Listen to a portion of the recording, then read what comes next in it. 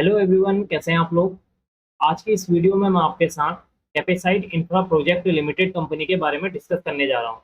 ये एक construction company है जो कि houses, buildings, hospitals, real estate और भी कई सारे प्रोजेक्ट्स में कंस्ट्रक्शन का काम करती है और एक बड़ी इंफ्रास्ट्रक्चर सेक्टर में काम करने वाली कंपनी भी है।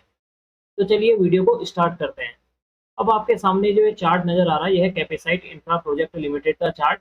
और यहाँ पर मैंने जो चार्ट ओपन किया हुआ है वो डे का चार्ट है, ओपन किया हुआ है। यहाँ पर आपको जो ये ग्रीन कैंडल दिखाई दे रही है, यह है 16 अप्रैल की कैंडल। और अगर आप इसको जो है 16-17 मार्च से अगर इस चार्ट को देखेंगे तो ये कंटिन्यू एक अपसाइड में यहाँ पर ट्रेड कर रहा है, यानी कि अपसाइड में आपको इसकी मूवमेंट नज़र आएगी। यहाँ पर आप देख सकते हैं इसको। यहाँ पर आपको जो ये रेड कलर की जो हॉरिजेंटल लाइन नज़र आ रही है, यह है रेजिस्टेंस। और यहाँ पर जो ये ग्रीन कलर की जो लाइन है, हॉरिजेंटल लाइन नज़र आ रही है, यह है सपोर्ट। यहाँ पर आपका टाइम को सेव करने के लिए मैंने पहले से ही सपोर्ट एंड रेजिस्टेंस यहाँ पर ड्रॉ करके रखे हुए हैं। अब आपको बताना चाहूँगा कि इसके लिए आने वाले दिनों के लिए क्या सपोर्ट एंड रेजिस्टेंस रह सकते हैं।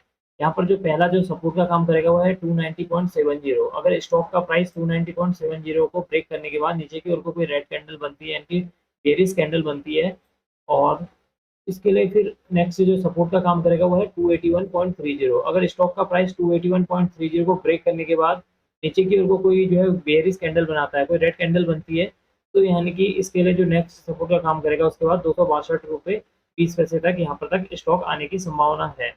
और अगर ये स्टॉक का प्राइस इसको भी ब्रेक कर देता है तो ब्रेक करने के बाद इसके लिए जो नेक्स्ट यहाँ पर टारगेट सपोर्ट निकल कर आ रहा है वो है 229 रुपये 35 पैसे और 211 रुपये। ये इसके लिए जो है बाद के जो है सपोर्ट निकल कर आ रहे हैं। और इस समय मुझे नहीं लगता है इस समय की जो सिचुएशन है उसको देखकर यहाँ पर तक स्टॉक आ सकता है इतनी जल्दी। ऐसा नहीं है कि प्राइस नहीं आ सकता है, लेकिन अभी की जो सिचुएशन है उसके हिसाब से बता रहा हूँ कि अभी यहाँ पर स्टॉक यहाँ तक आने की संभावना मुझे कम नज़र आ रही है। अगर ऊपर की ओर को देखें तो ऊपर की ओर को इसके लिए जो पहला जो रेजिस्टेंस का के तौर पर काम करेगा वो है 315 रुपये। जब 315 को स्टॉक ब्रेक करने के बाद इसके ऊपर कोई बुलिश कैंडल बनाएगा और क्लोजिंग देगा इस 315 के ऊपर, तब इस स्टॉक के अंदर थोड़ी बहुत तेजी नज़र आ रही है। अगर स्टॉक जो है 315 को ब्रेक करने के बाद निकलता है तो ये स्टॉक का प्राइस जो है 325, 330, 335 तक आसानी से जा सकता है।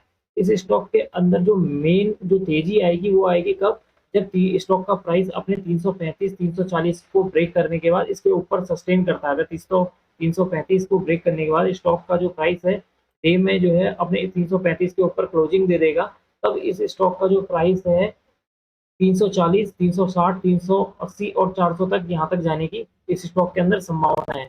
इस स्टॉक को मैंने इसलिए चुना है क्योंकि ये स्टॉक मुझे इस स्टॉक के अंदर एक स्ट्रॉन्ग जो है अपसाइड नज़र आ रही है। अगर ये स्टॉक अपने इस 335 को ब्रेक करता है, 335 का जो जोन है, अगर इसको ब्रेक करने के बाद ऊपर की ओर को यहाँ पर कोई बुलिश कैंडल बनाएगा तो यहाँ पर मुझे एक काफ़ी ज़्यादा तेज़ी नज़र आ रही है इस स्टॉक में। वैसे तो अगर ये 315 को ब्रेक करेगा तो ये भी एक बुलिश का साइन है, लेकिन जो मेन तेजी है, जो इस स्टॉक के अंदर जो मेन तेजी आएगी वो आएगी 335 के बाद। अगर स्टॉक का प्राइस जो है 335 को ब्रेक कर देता है, ब्रेक करने के बाद ऊपर की ओर को कोई ग्रीन कैंडल बनती है, तो इस स्टॉक के अंदर मुझे काफ़ी तेजी नज़र आ रही है।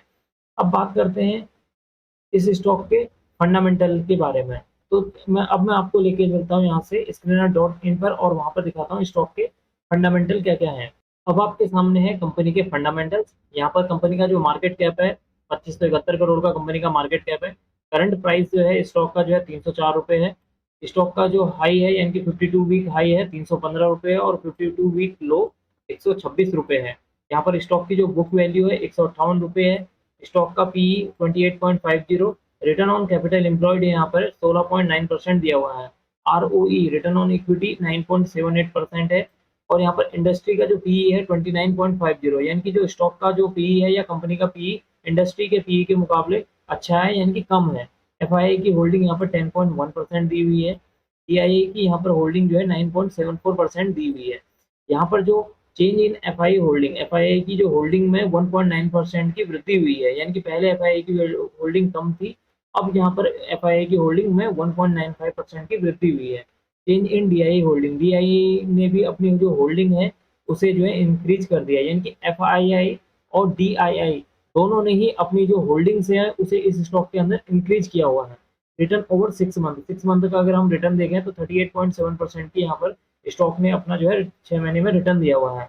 प्राइस टू बुक वैल्यू की बात करें तो वो है 1.93 स्टॉक का जो है प्राइस टू बुक वैल्यू यहाँ पर मेंशन है। अगर हम यहाँ पर जो है प्रॉफिट आफ्टर टैक्स, टैक्स के बाद स्टॉक का जो प्रॉफिट बात करें, कंपनी का जो प्रॉफिट बच कर आया है वो है 90.1 करोड़, यहाँ पर प्रॉफिट आफ्टर टैक्स है। टोटल एसिड कंपनी के पास है 2693 करोड़ की कंपनी की जो है टोटल एसिड है। कंपनी का जो डेट है कंपनी के ऊपर वो है 360 करोड़ का कंपनी के ऊपर डेट है। अगर हम फेस वैल्यू की बात करें तो कंपनी की जो फेस वैल्यू है 10 रुपये कंपनी की फेस वैल्यू है। इक्विटी कैपिटल जो है यहाँ पर 73.6 करोड़ का इक्विटी कैपिटल है। अगर नेट वर्थ की बात करें कि कंपनी के पास कितनी नेट वर्थ है, वो है 1209 करोड़ की कंपनी की जो है नेट वर्थ है। और रिजर्व की बात करें तो 1135 करोड़ का कंपनी के पास जो है रिजर्व है। तो दोस्तों अब मैं इस वीडियो को यहीं पर एंड करूंगा। मैं फंडामेंटल में इतनी ही इन्फॉर्मेशन इसलिए शेयर कर रहा हूँ क्योंकि अन्यथा आपकी जो ये वीडियो है वो काफ़ी ज़्यादा लंबी हो जाएगी। अब मैं इस वीडियो को यहीं पर एंड करूंगा। अगर आपको यह वीडियो पसंद आई हो तो please like, share and subscribe करना ना भूलें, and don't forget to press notification bell icon for new videos. Thank you.